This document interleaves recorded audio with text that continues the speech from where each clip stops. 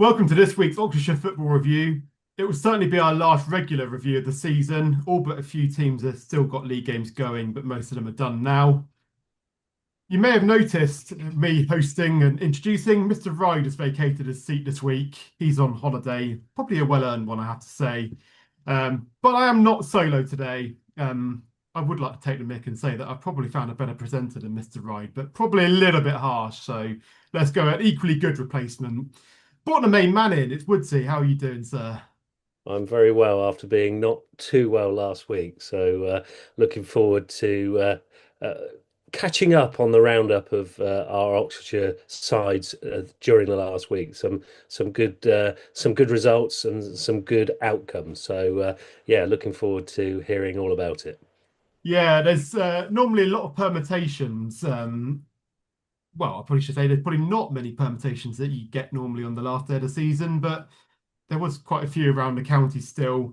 Two Oxford sides, they had to battle to avoid the drop this Saturday.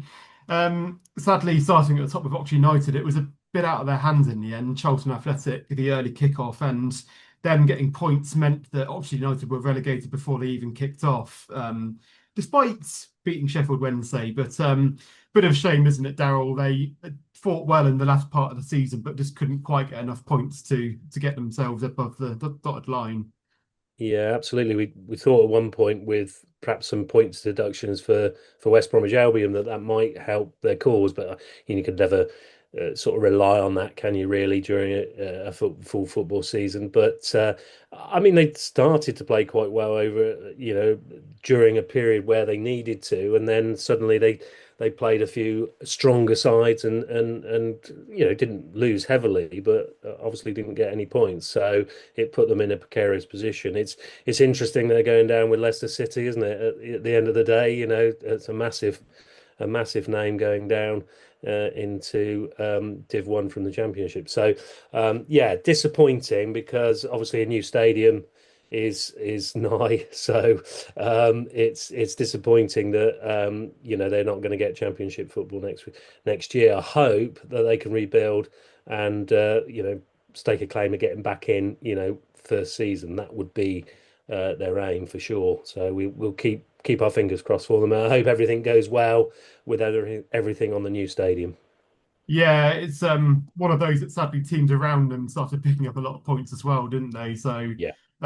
Portsmouth were getting dragged in, weren't they? And they suddenly picked up a few wins, and West Brom, despite the points deduction, picked up a few wins. So it's just always tough at that time of the season, isn't it? And um, probably quite an apt time to move on to Oxford City because that was a fairly similar story there, where teams kept picking up points around the bottom, and um, obviously, no secret, I'm a big Oxford City fan, and I spent the whole of the week last week running all the permutations through my head about, oh, if this team win here, that team win here, it might be any trouble, and hadn't really considered the potential that Oxford City might win their game and it wouldn't matter anyway. But that's exactly what Oxford City did. They went to Darlington, who are chasing a playoff place as well, but beat them 3-1. So Ross Jenkins' men, yeah, basically put what was happening elsewhere in the league out the question. So that was good for them.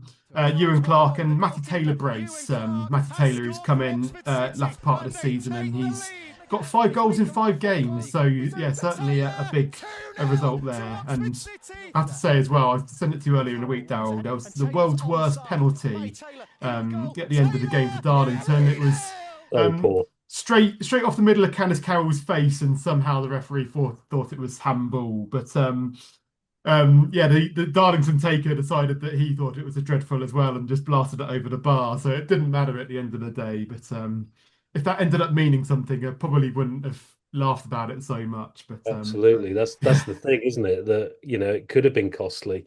yeah, just a ridiculous decision.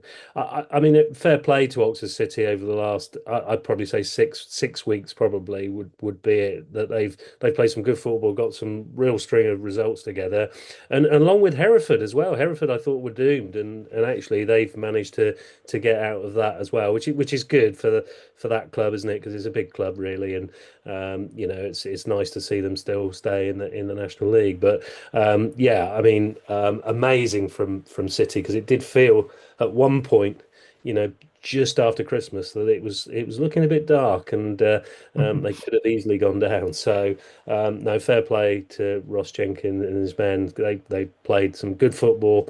I think Matty Taylor probably would have made a bit of a difference there. Patrick, would you say? Oh, absolutely. It's just the big match experience as well from him. He knows what to do, and I mean, I don't like to say that he's good at winning free kicks and things. It's one of those where you hate it when you play against him because you just think he's winning all these cheap free kicks, but you love him when he's playing for you because he knows all the tricks of the trade. But yeah, he's been brilliant, and it's been City's lone striker the last few weeks, really, because of injuries. And Yeah. yeah, it's come in, basically got a goal a game, and yeah, big goals that have kept City up, really. And I've got some stats for you saying about how City have turned it around in the last 6 weeks. It was 1-6 drawn two, lost one of their last nine. So yeah, real good form to keep them up. And the fact they only stayed up by 4 points as well, it shows how crucial that run of form was. So yeah, really good. And we can hear from Ross Jenkins now. He spoke to Andy Gate as always after the game. It is a difficult place. We knew it was going to be a hard place to come. It's a decent sized pitch. The pitch quality is a bit wobbly and quite hard, but we knew it was going to be a difficult game. I would say I didn't think we started great first half. First probably 10-15 minutes, I didn't think we were at it. We grew into the game a lot more second part of the first half, and yeah, we took our chances really well. I would say we probably had a few more chances that we should have been a bit more clinical. But to get a win on the road last game of the season is really important, and the boys, put in a massive shift. And yeah, it's one of those ones where we made it hard in the end. I thought the last moments of the game, we had a lot of stoppage time, and we made a few subs to freshen it up. We could have had a few more goals, but yeah, the bottom line is the boys were brilliant today, and to beat a good Darlington team. So they had a lot riding on the game. So did we. We weathered a large period of their fans. Their fans were really loud and buzzing. So that had to be done. But overall, really pleased. Apart from that 20 minutes or so that we started with, we looked so comfortable today from the stand. I mean, as soon as that first goal went in, it never looked like we were not going to win that game. And are you a little bit disappointed that we didn't go on to win it by a few more? I mean, we had Isaac Weston-Torf when he came on. I thought that perhaps the Darlington man should have been sent off for dragging him down when he was through on goal. Alfie Potter right at the end, he's forced a good, amazing save out of the goalkeeper. Perhaps scores the other 9 out of 10 times he takes that shot. Could have been so many more goals today on a really big occasion as well. Yeah, Tom Scott had one hit the post. They've had a last man who dragged our man down. Could have been a red card, but we've had a lot of opportunities. It's a big pitch. The boys were tired today, but you could see they were grinding it out and kept on going. Probably the most disappointing part of the game is not getting a clean sheet. I thought we'd done ever so well. They've got a handful up front in Maine who scores lots of goals. I thought we limited them to hardly anything. He had a couple moments first half, a few wriggles down the line, but I thought we contained them really well. And yeah, so it was really pleasing for me to sort of stand there and see the team get that first goal and kick on again. We had good legs to bring on from the bench and freshen things up, but yeah, it was a nice end to the season. I'd probably say the last 13, 14 games have been really, really good. We've worked ever so hard. I thought the Chester game last week, we could have done better to get a win out of that. And you look at the form and we're right up there. So yeah, the boys have done really well. So now it's a good time for the boys to reflect and staff to reflect. We've got a bit of time on the bus now to relax. We'll have a look at the other results and sort of enjoy the journey home now. So we'll just go away from permutations for a little bit. Go to Banbury United, who very safe in mid-table. They went into the final week not playing for playoffs, not really in any danger of relegation. It wasn't a total dead rubber their game though. They were playing Needham Market away, who with a win, could have reached the playoff places, but Banbury did spoil the party there. They won 2-0, a goal in each half. Banbury took the lead before Jack Harding made a big penalty save just before half time. And Conor Ferguson doubled the lead after half time to secure the perfect end to the season. We seem to talk most weeks about Jack Harding making penalty saves. He seems to be a great keeper there. So, yeah, really good. He's done some amazing things, hasn't he? Actually, he's been there for a while, and he's made some good saves. I've just realised, in honour of Colin Ryde, I've got the spectacle lift there. There you go. He's here in some way. Living his honour still. Yeah. Absolutely. Yeah, but been a bit of a topsy-turvy season for Banbury, hasn't it? They seem to go through spells where they can't stop winning for 6 weeks and then almost do the same the other way. But yeah, still a lot of positives for them, I think, to perhaps have a run at getting back to step 2 again next year, you'd say, hopefully. Yeah, Kelvin Langmead's done a good job there, hasn't he? And I'm assuming he will continue, and I think he's done a good job there. We've said pretty much every week, they're safe, mid-table. Oh, they've had a run of good form. Oh, they've had a run of bad form. It was a bit like that through the season, wasn't it? It was a strange old season for Banbury, but they were always ahead of the game. They were always going to be sort of mid-table, weren't they? Really. Yeah, and it's good, solid finish as well. As you say, I think they beat top of the table at one point as well. So yeah, certainly a nice stress-free season, you'd say, in the end. But yeah, we got an interview with Kelvin Langmead as well. So let's hear what his thoughts were at the end of the game and the season, of course. Yeah, it was well earned. A really hot day, a really dry pitch, and to come away to 4th in the league at that time, and put in, really disciplined, really good performance. Is really, really pleasing. A really good way to finish the season. Nice to finish with that result and a decent point at home to Redditch. We obviously had a difficult period prior to that, but maybe just gives us a little bit of momentum going into next year. And probably just picks a few people up. We're all disappointed with the way it had gone. So to come here and credit to the lads, and it is all credit to the lads, it was really disciplined, really good performance. Both goals were excellent, another clean sheet. I think everybody has to be happy with that today. What was the message to the team today before the game? Because obviously you had mentioned in the past where you questioned the desire in some of these games where the playoff situation had got away from you. Points still to be paid for, but you had questioned maybe the design in some teams that you'd played. You felt wanted it more than your players. What did you say to your players today? What did you want from them today? Again, just to build off last week's performance, really, and the psychology of the game is crazy. When we go away to Stamford, we're higher in the league. They're struggling, fighting for points. I did question the lads on that night. The psychology of it today is we've come to a team who needed to get something out of the game. We were probably, the ones that looked a little bit more relaxed. Were able to enjoy the game for what it was. They were the ones that were under pressure. We knew that results, if they were to go behind, would mean that they could come out of that. So we wanted to play on that a little bit. We wanted to come here and spoil the party. That's part of sport. We've had many games this season where teams have come and upset us. So we wanted to do the same today. And there's always something to play for. I said to them last week, this season, I really wanted to see as much progression as I possibly could. And there's been loads of it off the pitch. I think I've mentioned it before. We had that in the trophy. We went a further round than the year before. The FA Cup even further. We were sat on 57 points before this game, which again was the same as last season. So, I wanted us to see progression. It's maybe not quite as much as I would have liked, but to finish on 60 points is a progression now. And, we'd be looking to do the same next year. So, like I've always said, there's always something to play for. I said to the boys before the game, look, this is football. The reality is this group will look different next year. So as a group, it's been a long, hard season. Just go and play for each other. Go and enjoy being this group. Go and get 3 points on the board. It's a long way to come as well. And yet, like I say, credit to them. That was a fantastic performance. So we looked at permutations at the bottom of the table. We've looked at no permutations at all. And now we'll have a look at permutations at the top of the table. Thame United have been fighting for a playoff spot in recent weeks. Been a really tough fight for them as well. They seem to win every week. And Teams below them seem to win every week. So really good news for them as they reached the playoffs in spectacular fashion. They went to Hitchin Town and beat them 5-0 on Saturday.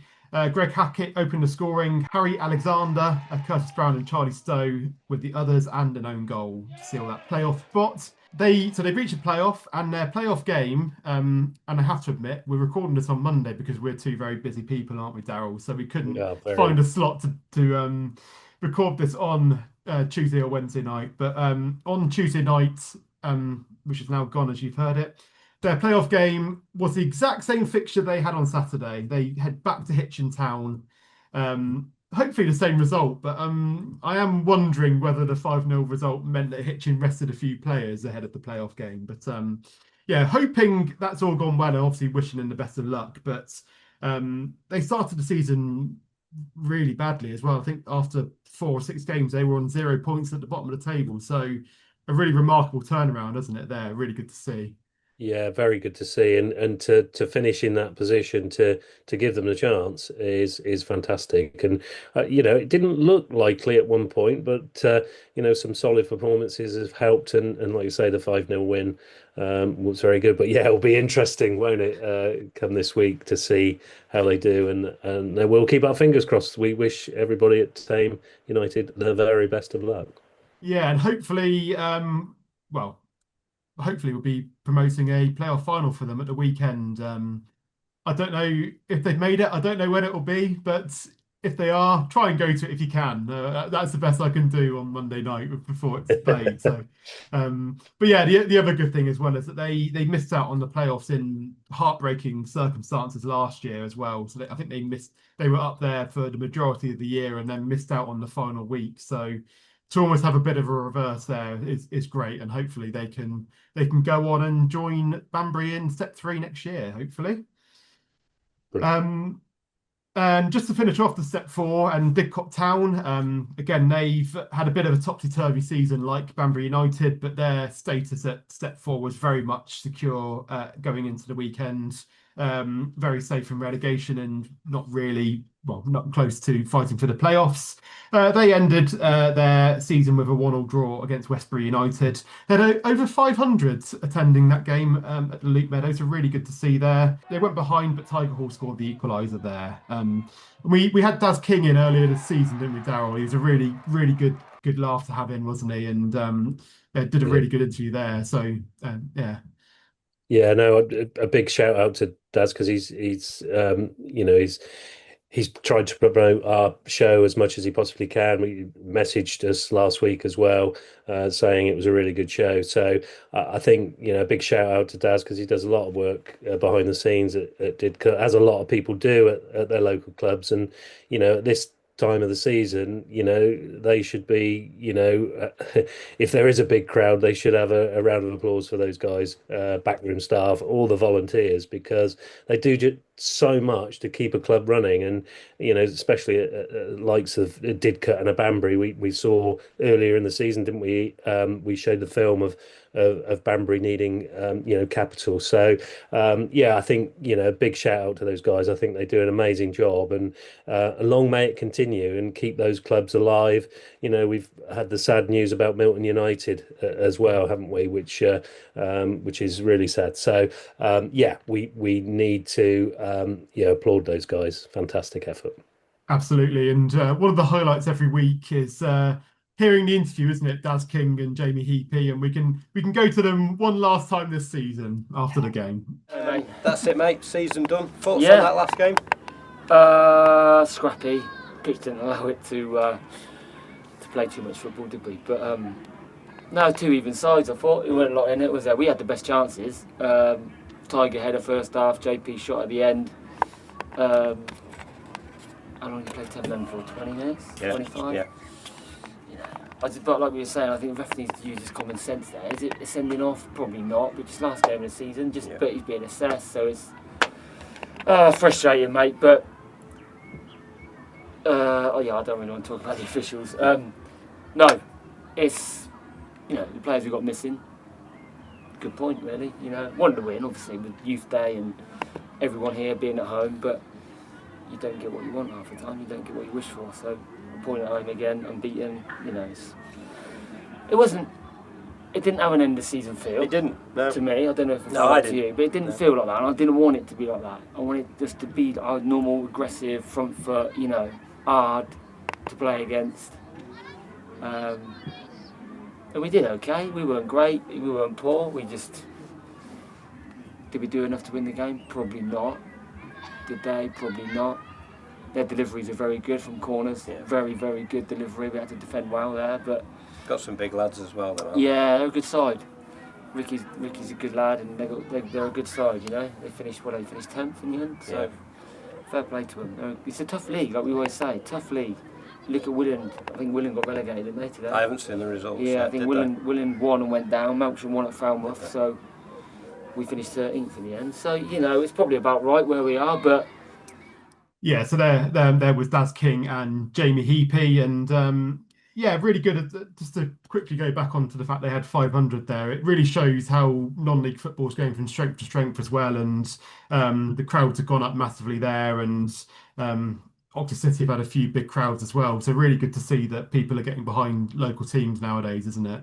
I mean, Daz King alluded to it on our show, didn't he? When we interviewed him, that he loves non-league football. He doesn't watch Premier League football. He feels that there's so much to gain and watch from the locals, and some good football is played. And I'm sure he's absolutely spot on that as well. You know, and long may that continue. That's for sure, because you know these people, you know, playing for these sides do go on, you know, to bigger and bigger things. So, you know, it's nice that they've got that opportunity or that pathway, if you like, to get on to you know, the bigger stage. So massively important, this grassroots football, as we call it, really. But it's, you know, it's serious stuff. There's some really good players playing in it, that is for sure. And we probably should say at this point, you know, if you at a loose end on a Saturday or a Tuesday night or a Wednesday night, whenever they play, you know, get down to your local clubs, because you'll see some good football. It'll be entertaining, and normally at some of the places, some decent food as well, Patrick. That's right, isn't it? Oh, absolutely, yeah. Get down to Oxford City and it'd probably make me a bit of fat and everything, but certainly good food. But I have to say, I do agree with Daz King's theory about not watching Premier League football, especially as a Tottenham Hotspur fan at the moment. But I guess you're probably enjoying it a bit more. But We'll come back to that, Patrick. We'll come back to that, definitely. Yeah. So looking a bit further down the pyramid, and then the majority of the combined counties league finished in the last couple of weeks. So just one game involving our sides this week. It was Northley who completed their league action. They lost 4-0 on the day, but importantly, a couple of weeks ago, they secured their place in the combined counties north for next year again. So it'd been a tough few years for Northley, but good to see them stay above the dotted line there. Yeah, again, I think it's one of those ones that they had all those problems, didn't they, 12 months ago, and to see them still competing and playing at that level is good. So yeah, I'm pleased that they've stayed where they are, because I think that's important for Northley Football Club going forward for sure. Absolutely, and there's one big result to highlight from the midweek before this weekend was Ardley's 2-0 win against North Greenford United, which is a massive result as it sealed them a home playoff match against Broadfields United. And as per our disclaimer earlier at Thame United's game, we've recorded this on Monday, the playoff game's on Tuesday. So when you're listening to this, you'll know what the result is. We don't right now, but obviously talking in the past now, when you're listening to this, we obviously wish them all the best of luck. Hope that it's gone well and that they've got a playoff final on the weekend, and maybe even a home playoff final if Burnham beat Windsor and Eton. But yeah, wishing them all the best. And I mean, obviously we've had a lot of interaction with them in recent weeks as well, haven't we? Ian Fever getting involved and everything. It's so really, really good to see them as well.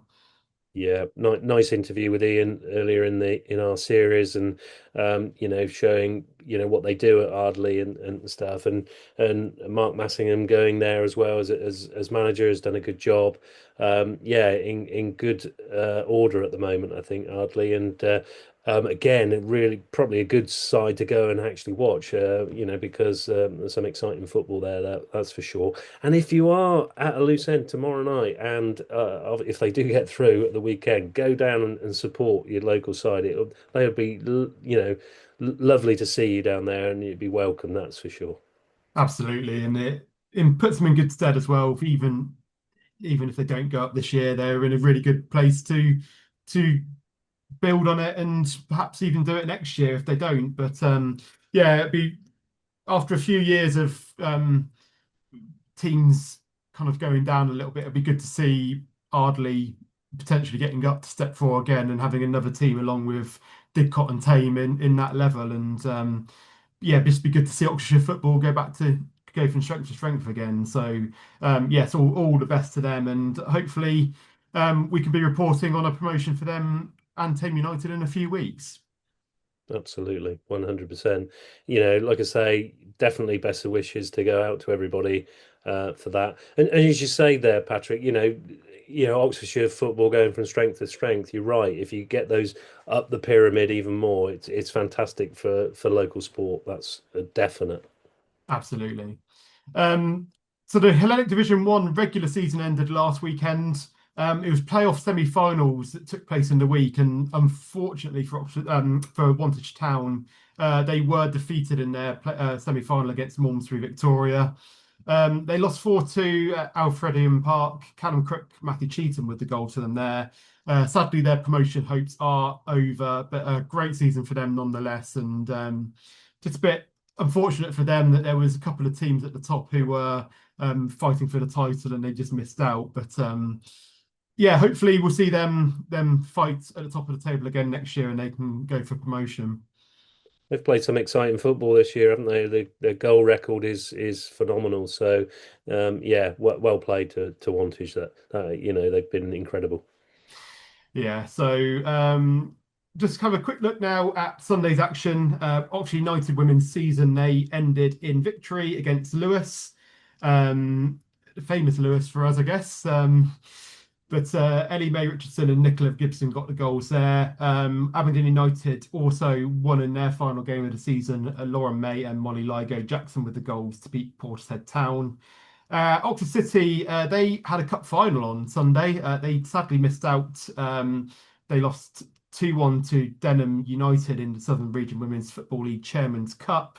That was at Reading City. So unfortunate there for City's women's side. Although they've still got a few weeks left of the league season there. So still a bit of football for them to play, even though the rest of the football pyramid seems to have finished. Right. It was nice to see them, feature on one of our programs as well, wasn't it? Back in early on in our series. When they had a good cup run. So, good to see. Really, really pleasing. Yeah, a really good season for them just on that alone, isn't it? It's knowing what the FA Cup does to the men's teams. It's exactly the same for the women's teams as well, isn't it? That a really good run can do a lot, and played a really good Swindon Town side, and probably a bit of a swear word I just said there in Oxfordshire, praising Swindon Town, but a Swindon Town side who have absolutely dominated the league that Aberdeen United are in, which is a few levels above Oxford City. So to actually take them quite close was a pretty good result for them, and it's what the cup's always about, isn't it? Should be just mention because we interviewed Ellie Noble, who's now plying her trade at Plymouth Argyle.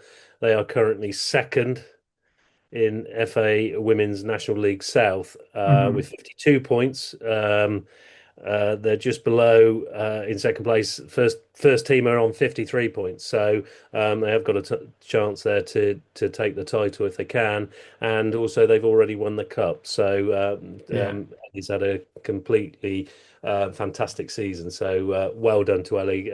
She well deserves it from everything she's gone through in football. And we love to see that, and hopefully that continues again into 2027, well, 2026, 2027. So good luck to Ellie.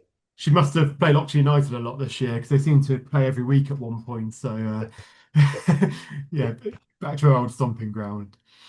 Right, so that's the football results done. Normally at this point we'd go to fixture focus, but not really many fixtures coming up this week. But obviously at this time of the season, the table's been a lot because the season's all done. So we'll go to do what we normally do in the live show, but in the podcast this week, and have a look at the league tables. And we'll start as always with the EFL Championship.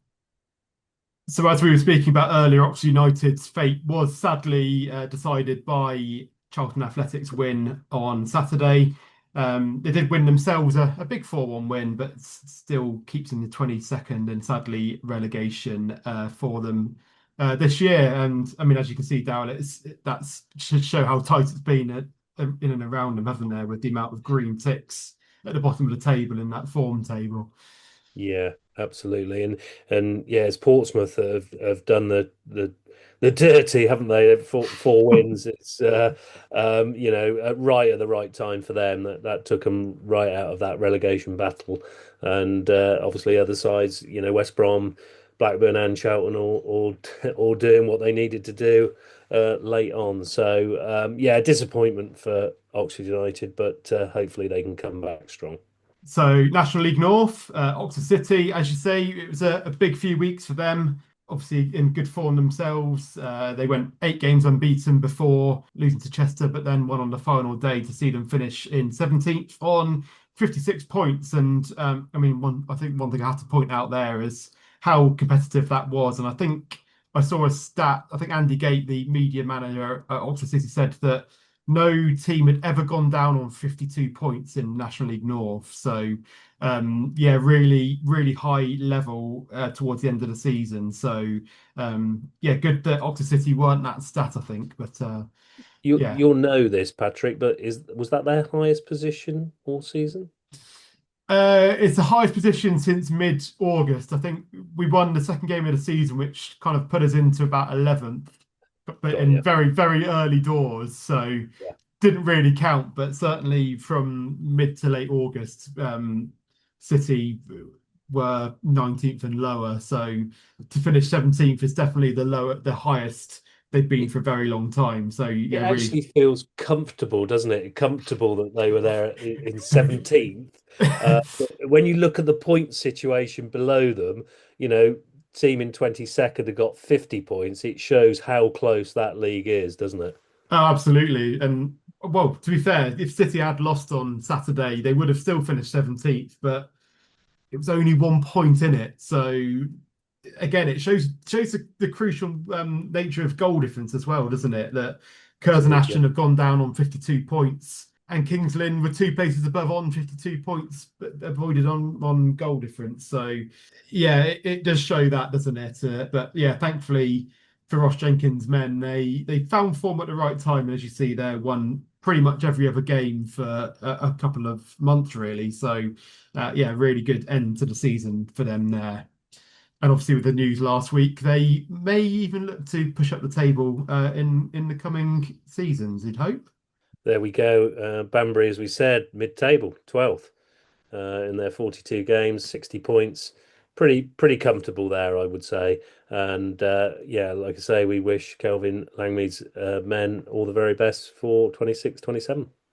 Yeah, very even season, isn't it? 1-17, lost 16, isn't it? So, as we were saying earlier, kind of win 6, lost 6 in a row, wasn't it, kind of thing. So, good. Let's say good season for them, nonetheless. So Southern League Division 1 Central, and there we have it. Thame United finish on 80 points above Hertford Town. And as we were saying last week, it was crucial they did get something from that game, because if they'd lost and Hertford Town had won, then Hertford would have gone above them on goal difference. So, really important. And as you see, Hitchin Town, they scored 101 goals. I mean, look at the top six. All of them have scored over 100 goals this season, which is Amazing. remarkable. So, and Hitchin Town only conceded 37 as well, and 5 of those came on the final day against Thame. So, I imagine they'll prove to be a much harder opponent than they did on Saturday to Thame United. But yeah, really, really well done to Thame on getting that playoff spot, particularly after how they started the season.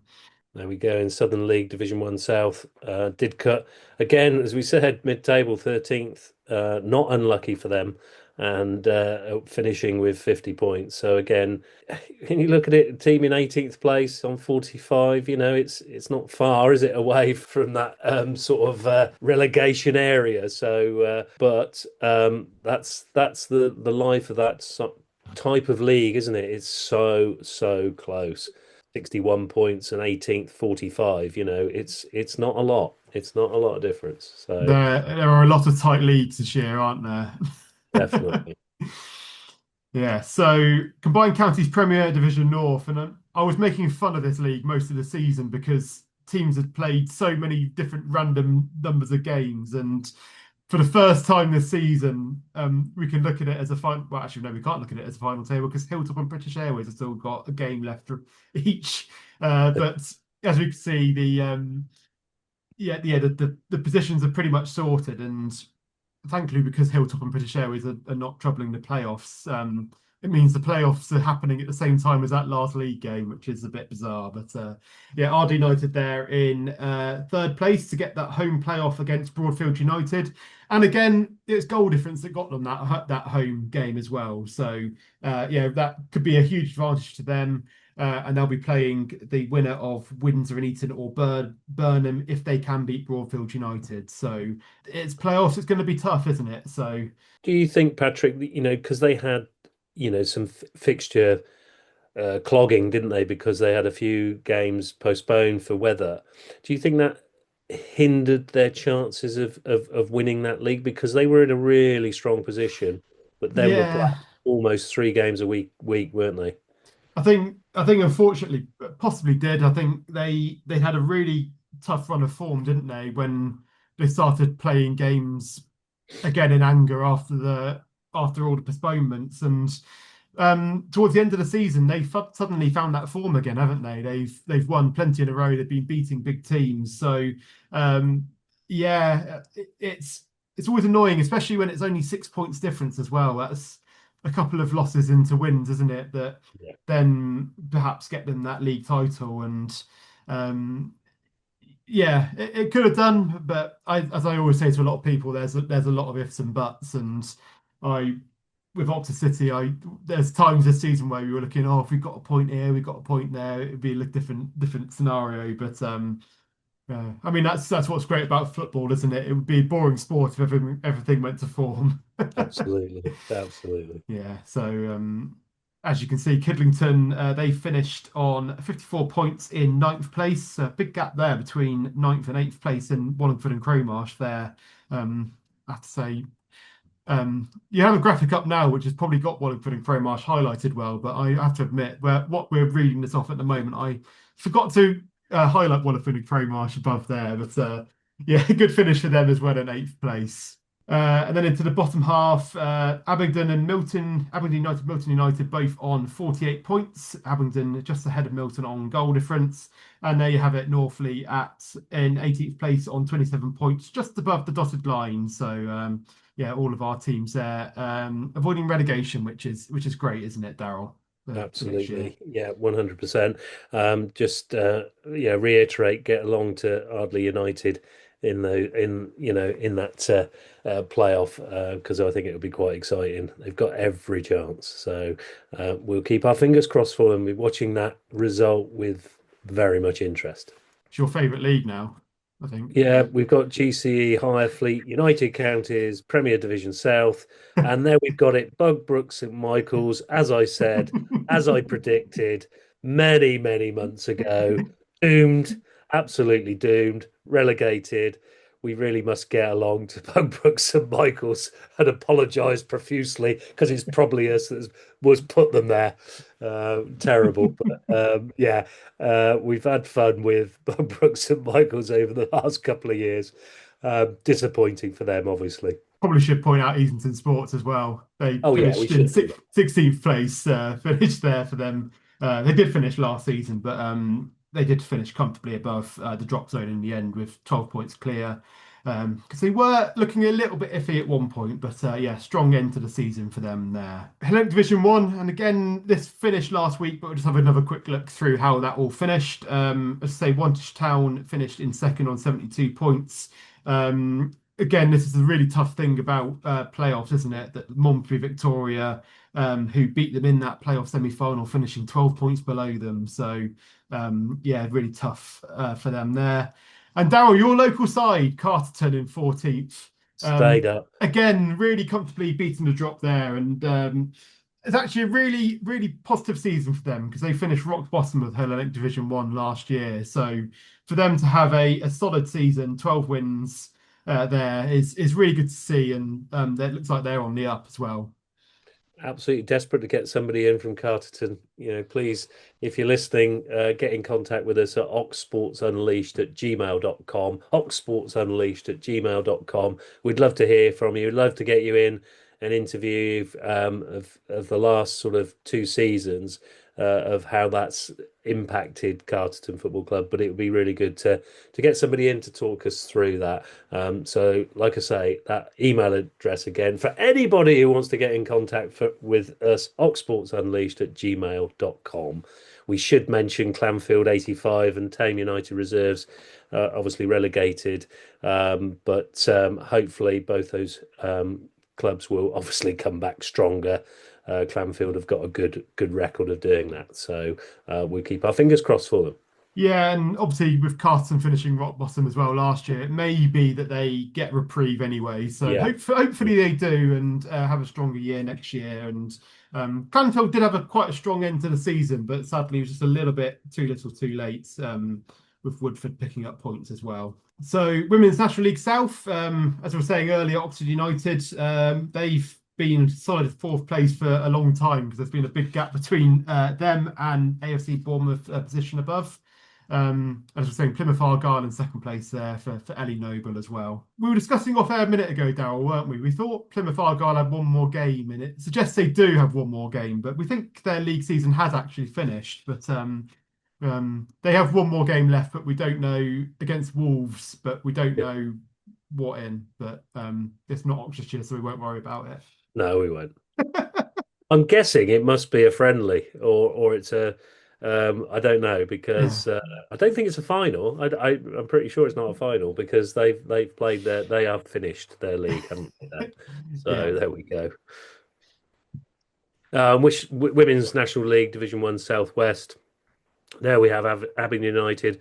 I said all season it's quite a strange league in some respects, with the points differential from the top to the bottom and the middle is quite remarkable, that, isn't it? Actually, it's a very top heavy, isn't it? It's strange. System there. Yes. So solid place for them there. And finally, we'll go to the Southern Region Women's Football League Premier Division. Always a bit of a mouthful, that one, which has actually still got a fair few weeks left. Wycombe Wanderers' season's finished, but they are the only one by a distance to have finished. Oxford City still have 4 games left. They're going to finish late May, but they are in 7th place on 22 points. Again, a fairly big points difference between them and the team above them. So, although they do have a few games in hand, so may catch Beaconsfield Town in 6th there, but still some time there. So their season's obviously been delayed a fair bit going there. So that is it pretty much for the season. I said that we normally go to fixture focus, but not many fixtures. There is a couple of fixtures that I will highlight coming up this weekend. Oxford United have got their last league game in EFL Championship for a year, unfortunately, at least. They've got a tough one, though. They're heading to promotion chasing Millwall. Looking to spoil the party there for for their goodbye to the EFL Championship this year. Saturday, Oxford City aren't quite done. They're done with their league campaign. Well, and Kidlington as well. They face each other at Thame on Saturday as they look to lift the Oxfordshire Senior Cup, the final there, 3 p.m. kickoff. And finally, as I just mentioned in the league tables, Oxford City women have a few weeks left. This weekend, they head to Woodley United away from home on Sunday. Right, Darryl, that's the end of the football, really. Normally means at this point that we have to hand the baton over to cricket for a few years. I think you're playing, well, you'd have played by the time people are listening in your first competitive game. So how's it looking? How's the cricket season looking in general? Yeah, it's in full flow, and we've had some great weather to start the pre-season friendlies actually, and certainly from an Oxford Downs perspective, they've had the first 11 have had 3 games now. They've won 2 and lost 1. I think they've been good openers for us. I think a bit of an eye opener this last weekend when they lost their first game. It was a hot day, the hottest so far, and they toiled a little bit with the ball. The opposition got Wargrave got 300 plus, and it was a tough day at the office. Big innings from Freddie Smith. He's had 200s and a 50 in the 3 games. So Freddie Smith's going well for Oxford Downs at the moment. But yeah, good start. I managed to get on the field of play and had a little knock and a little bit of a bowl, so that was quite nice.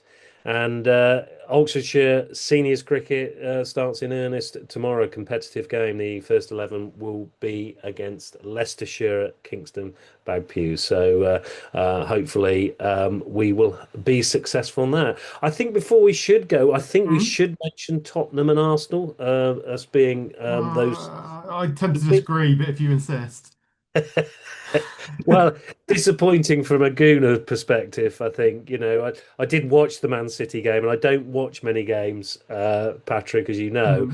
And I must admit, I thought City were the better side. I did feel Arsenal probably did deserve a point just from the, some of the passing and some of the chances they did have at the end.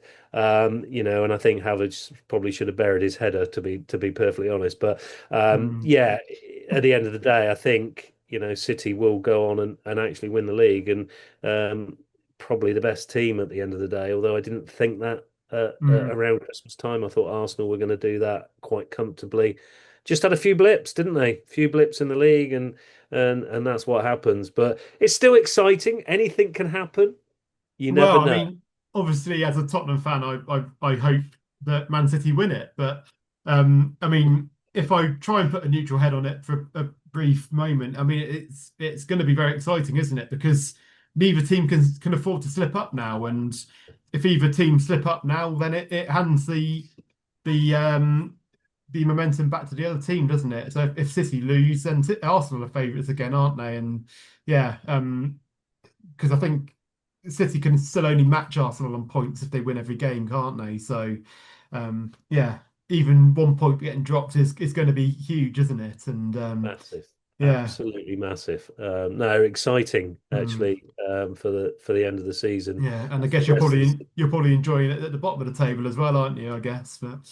Well, it's one of those ones I don't think, you want to see a team like Tottenham Hotspur be in the situation they're in, and especially with the stadium they've got, it's a fantastic arena. So, more even more fantastic in the Championship. Yeah, absolutely. So I don't know. I mean, it's a strange one. I didn't think they would be in that situation, but. It's what it is. And do you think they can do it? Can they? Well, finally got a win against Wolves on Saturday, but West Ham won as well, so it's kept us up. But I mean, performances have looked a little bit better under De Zerbi, so hopefully the win can get a bit of confidence back, and we can maybe go on a bit of a run. But still going to be tough, I think. But there's part of me that thinks that a year in the Championship would be quite fun though for Spurs, but financially it might ruin us a little bit. But, yeah, it's not good news, is it? And also your Gloucestershire won a game.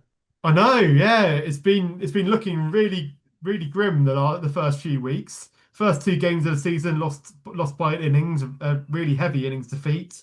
Um, but Jimmy Anderson came to town last week.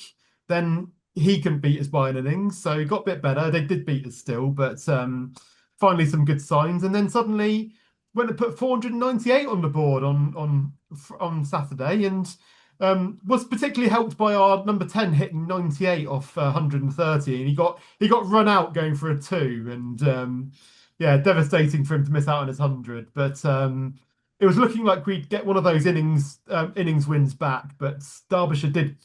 I think they got to about a 32 run lead or something, and then Gloss knocked it off in about 5 overs. So yeah, I saw a stat earlier. I think it's Gloucestershire's first April win since 2021. So technically, it's a better start to the season than they've had for 5 years, even though it was looking all doom and gloom. But Nice yeah, to see Oxfordshire boy Miles Hammond getting a big 100 there, 145. absolutely, yeah. Yeah, brilliant. Most of them are Oxfordshire or Gloucestershire, it feels like all the time. True. Although a few of them have left this year, has to be said. And That is true. But and Ben Charlesworth also moving to Lancashire next year, which is yeah, big news as well. So interesting. yes, Really interesting. yeah, Yeah, I know. We wish them all the best for the rest of the season. We still keep our fingers crossed for Colsey. He hasn't started the county championship. He's had a 60, he's had a few 30s, but he's hopefully under that little bit of pressure of that price tag under the 100, and I think people are probably reminding him of that when he goes out to yeah, bat. So he's under yeah, huge pressure, I think, at the moment. But I hope he does get an England call up for the T20s later in the year. yeah. And We've funnily got enough, he does have an Oxfordshire teammate at Sussex now with Tom Price going there as well, and he's also started the season well. He's particularly the bat as well, which is impressive. So yeah, it's a good start to the season for a lot of our Oxfordshire players, isn't it, in the county championship? Yeah, no, definitely. I did one stat I did see this week that made me roar a little bit. I don't know if he's ever had a first class 100. Mason Crane at Glamorgan, 99 in Oh, 213 balls. This is the interesting fact: 213 balls, um, 10 fours. How was he out? Stumped. brilliant. Why? Why on 99 would you leave your crease when you've taken 213 balls to get to 99? I think I'd have been trying to play the single and get him 100, but that did make me smile a little bit. Because he's It's started the this bit season like, very well, hasn't he? yeah, bit like Shane Warne as well, because he famously got a 99 and got caught on the boundary, didn't he? Going for the hundreds, Yep. which is Yeah. always fun to see an Aussie do that. But yeah, Uh, you just nudge the single, wouldn't you? And when you're in 99, especially if you've never been there before. But yeah, no, yeah, definitely. But but yeah, two bad dismissals then, by the sounds of it, for players on 98 and 99 this week. yeah, definitely. Definitely. Yeah. Oh, it'd be good to be on the pod for a Yes, chat, and Patrick. So yeah, thank you for inviting me on. thank you very Enjoy. much for coming on. And yeah, as you say, it's sadly the end of our regular season reviews. We may be back with Colin and a few guests still with a end of season review in a couple of weeks or so. But yeah, as I say, thank you very much for anyone who's listened to us over the season. Also to Colin, Darryl, and any guests we've had on. It's been a blast, and hope to be back with proper season review in your ears come August. But before you do that, enjoy the summer and say bye-bye for now. See you guys.